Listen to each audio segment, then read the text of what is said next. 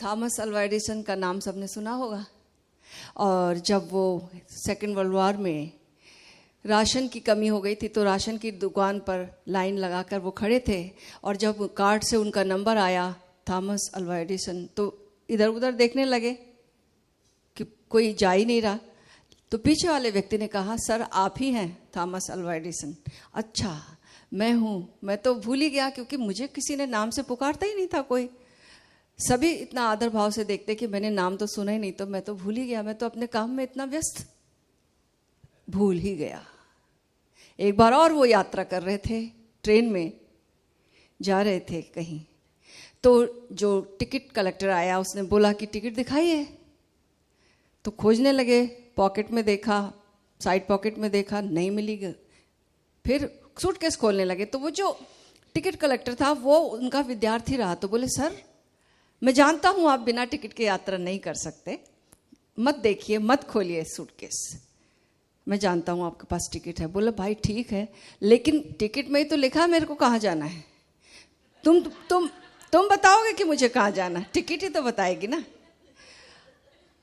ऐसी हालत हम सबकी है, हम भी अपना नाम भूल गए हैं, हमें जाना कहाँ ये भी भूल गए हैं, है कि नहीं? क्यों भूल गए हैं? इतने व्यस्त हैं, इतने व्यस्त हैं, इतने व्यस्त हैं। इस व्यस्तता में हम सब कुछ भूल गए, अपना नाम भी भूल गए, अपना ठाव भी भूल गए। Everything we have forgotten. और फिर इस फॉरगेटफुलनेस में, इस विस्मरण में हम दुखी अगर हैं तो इसमें कौन सी आश्चर्य की बात है? क्योंकि अपने स्वभाव से अगर हम विपरीत जीते हैं तो दुखी तो रहेंगे ही रहेंगे।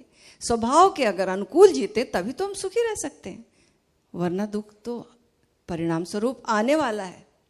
तो कबीर साहब कहते हैं कि घूंघट के पट खोल तो को पीव मिलेंगे। तो ये घूंघट के पट कैसे खुलें, ये कैसे आवरण खुले ताकि हमें अपना स्वरूप, अपना पिया मिले?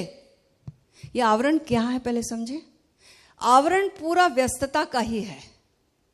हम व्यस्त हो गए, यही घूंघट है, व्यस्तता हमारी घूंघट है, और इस घूंघट के कारण हम अपने आप से वंचित हैं।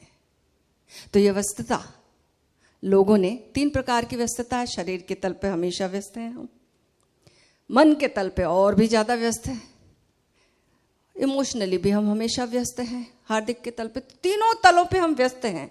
ये व्यस्तता कैसे हटे? तो पुराने लोग जमाने में सन्यासियों ने सोचा इस व्यस्तता को हटाना है तो चलो जंगल चलते हैं, कर्म से का त्याग कर देंगे, उधर जाएंगे, जंगल जाएंगे, शांति से रहेंगे। लेकिन क्या कर्म का त्याग हो सकता है? क्या व्यस्तता छूट सकती है?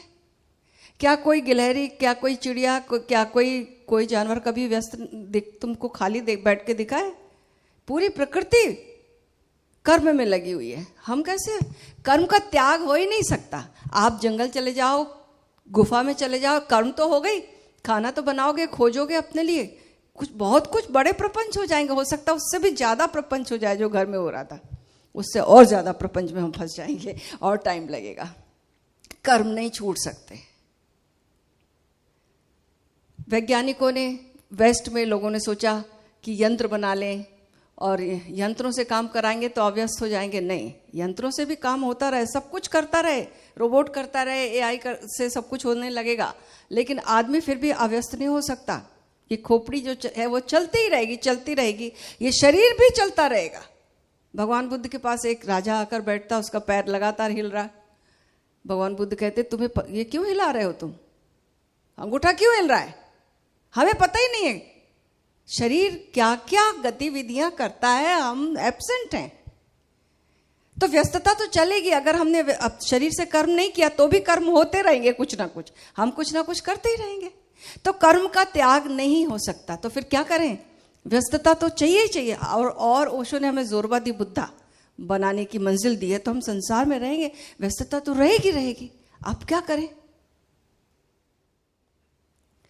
जो कर रहे हैं उसमें ध्यान जोड़ना है, जो भी कर रहे हैं वहीं उपस्थित होना है। हम जो कर रहे हैं वहीं पर उपस्थित नहीं है।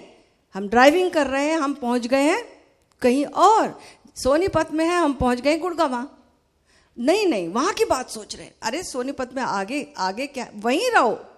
वहीं पर जब हम उपस्थित होते तो ये ड्राइविंग आत्मस्मरण से जुड़ जाएगी।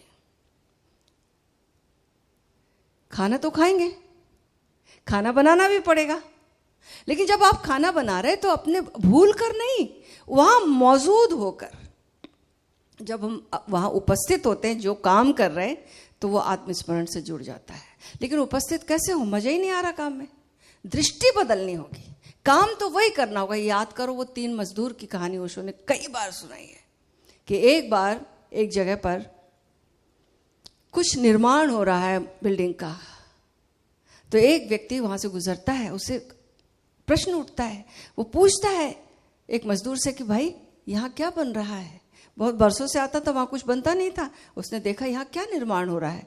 तो वो मजदूर आंखें तरेर कर गुस्से में बोलता, दिखाई नहीं देता, क्या पूछ रहे हो, क्या क्या कर रहे हो, ये पूछता है वो कि तुम क्या कर रहे हो और यहाँ क्या बन रहा है। वो बोलता, तुम्हें दिखाई नहीं देता मैं क्या कर रहा हूं, मैं पत्थर तोड़ रहा हूं, पत्थर तोड़ रहा हूं। बहुत गुस्से में था। दूसरा आगे बढ़ा, दूसरे से पूछा, दूसरे ने जड़ लंबी सांस ली, बहुत दुख में बोला, आजीविका कमा रहा हूं बच्चों के लिए, साधन जुटा रहा हूं, रोजी रोटी कर रहा हूं। दुख था, भारीपन था। फिर आगे बढ़ा, तीसरे व्यक्ति एक गुनगुना रहा था, सोचा इससे पूछे, वो गुनगुना कर काम कर रहा है, वैसे ही धूप सबको लग रही है, वैसे ही काम सब कर रहे हैं, लेकिन तीसरा व्यक्ति गुनगुना के कर रहा है। उससे पूछा, भाई तुम यहाँ क्या बन रहा है और तुम क्या कर रहे हो। उसने बोला, उस थोड़ी देर तो चुप हो गया, आंखों में आंसू आ गए और बोले, मंदिर का निर्माण हो रहा है और मैं उस मंदिर के निर्माण में एक तुच्छ सा, छोटा सा, क्षुद्र सा प्रयास कर रहा हूं, अपना कर्म कर रहा हूं, इसकी आहुति दे रहा हूं। एक गिलहरी की तरह, जो कि पुल निर्माण में एक गिलहरी ने अपनी जिस तरीके से काम किया था, मैं क्या कर सकता हूं इस विराट मंदिर के निर्माण में, लेकिन बस मुझे ये प्रभु ने ये मौका दिया, इसी से आह्लादित हूं। बहुत कुछ काम करने पड़ते सकते थे, लेकिन ये काम मिला मुझे जहां मंदिर बन रहा है। काम वही का वही है, बस दृष्टि बदल गई है, फीलिंग बदल गई है, एटीट्यूड बदल गया है, बात बदल गई। एक व्यक्ति आनंद में है, दूसरा व्यक्ति बिल्कुल क्रोध में है, तीसरा व्यक्ति दुख में है। तो कर्म तो सबको करने पड़ेंगे, व्यस्त भी रहना पड़ेगा जाकर, लेकिन अब हमारा नजरिया क्या है, उसको बदलना, अपनी आदत को बदलना है, नजरिया को बदलना है, तो बात बदल जाएगी। पूरा जीवन ठीक वैसा भगवान बुद्ध को भी जीना पड़ता है, भगवान महावीर को भी जीना पड़ता, और संत आए हैं, सबको जीना पड़ता है, सबका जीवन वैसा सबको जीना पड़ता है। लेकिन क्या फर्क हो जाता है, भगवान ने सबको वैसा का वैसा दिया है, जीवन सबको वैसा का वैसा दिया, पूरी संभावना ठीक वैसी दी है, बिल्कुल यहां बिल्कुल एक सा सब कुछ सबको मिलता है, एक बराबर। लेकिन फर्क कहां हो जाता, हमें भी वही मिला, बुद्ध को भी वही मिला, फिर कहां फर्क हो गया। उनको मिला, दिया मिला, बाती मिली, तेल मिला, लेकिन उनको संयोजन करना आ गया, जोड़ना आ गया उसको, दिए में तेल डाला, तेल में बाती डाली और फिर उसे जला दिया, तो उनका जीवन एक लौ बन गया, लपट बन गया। और हमारा सब कुछ हमारे पास पड़ा हुआ है, लेकिन हम उसको संयोजन नहीं जानते हैं। संयोजन अगर हम जान लें तो हम भी उसी अवसर का लाभ उठा सकते हैं, और हम भी, हमारे भीतर से भी वही उद्घोष आ सकता है, बिल्कुल 110% संभावना वही लेकर आए हैं, अहम ब्रह्मास्मि की। जो उद्घोष ऋषियों ने किया, तत्त्वमसि श्वेतकेतु, अहम ब्रह्मास्मि, अयम आत्मा ब्रह्म, वही हमारे भीतर से उठेगा। बस संयोजन करना आना चाहिए, दीपक, तेल, बाती, और फिर उसकी अग्नि, उसमें अग्नि प्रज्वलित करना, ध्यान की साक्षी की अग्नि से बात बिल्कुल बदल जाती है। हर काम में ध्यान जुड़ जाए, बात बड़ी छोटी सी लग रही है सुनने में, हर काम में ध्यान जुड़ जाए, चल रहे तो ध्यान जुड़ जाए, खा रहे तो ध्यान जुड़ जाए, नहा रहे तो ध्यान जुड़ जाए, होश जुड़ जाए, अपना स्मरण जुड़ जाए। बात बिल्कुल छोटी सी है, लेकिन जब अणु का विस्फोट किया तो बिल्कुल छोटा सा एक अणु कितना विराट विस्फोट कर देता है और पूरी पृथ्वी को नष्ट कर सकता है। ऐसे ही ये होश का अणु जो है हमारे ईगो को नष्ट कर देता है और हमारे भीतर हम जो हैं वो स्वरूप प्रकट हो जाता है। तो व्यस्तताओं को छोड़ना है। अव्यस्त होने की कला ये है कि हम जो कर रहे हैं वहाँ उपस्थित हो जाएं। हम जो कर रहे हैं उसको आनंदपूर्ण दृष्टि से देखकर करें। उपयोगितावादी दृष्टि छोड़ो, आनंदवादी दृष्टिकोण। और ये नजरिए की आदत की बात है। एक नई आदत डालो, एक नई आदत डालो, बात बदल जाएगी, बिल्कुल बात बदल जाएगी। और बिल्कुल ये एक प्रयोग करने वाली बात है, वरना हम सारी जिंदगी साधना करते रहें, घंटे भर ध्यान कर लें और फिर 23 घंटे बिल्कुल उससे विपरीत जाना हो जाता है। वैसा नहीं, एक दिशा में वो जो लौ है लगी रहे लगी रहे लगी रहे।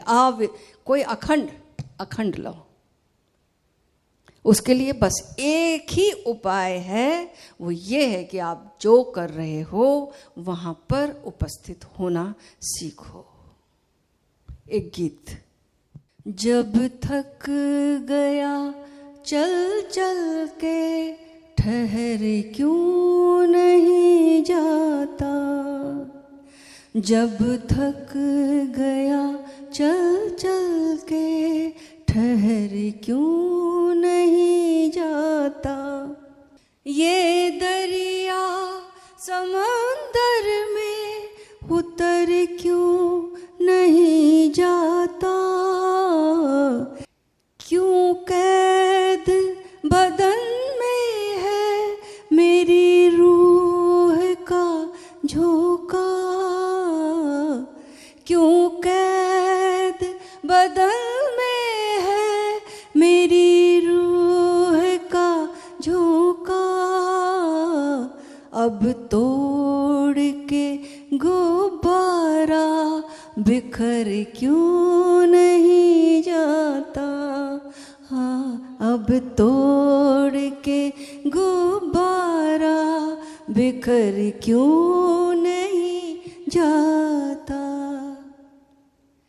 क्या देखता है चेहरे को हर आईने में तू, क्या देखता चेहरे को हर आईने में तू, अब आईने में दिल के संवर क्यों नहीं जाता, अब आईने में दिल के संवर क्यों नहीं, हर वक्त भटकता है क्यों दुनिया की भीड़ में, भटकता है क्यों दुनिया की भीड़ में, उस शख्स से पूछो कि वो घर क्यों नहीं जाता, उस शख्स से पूछो कि वो घर क्यों नहीं जाता, मालूम है तुझको कि कहाँ छाँव है ठंडी,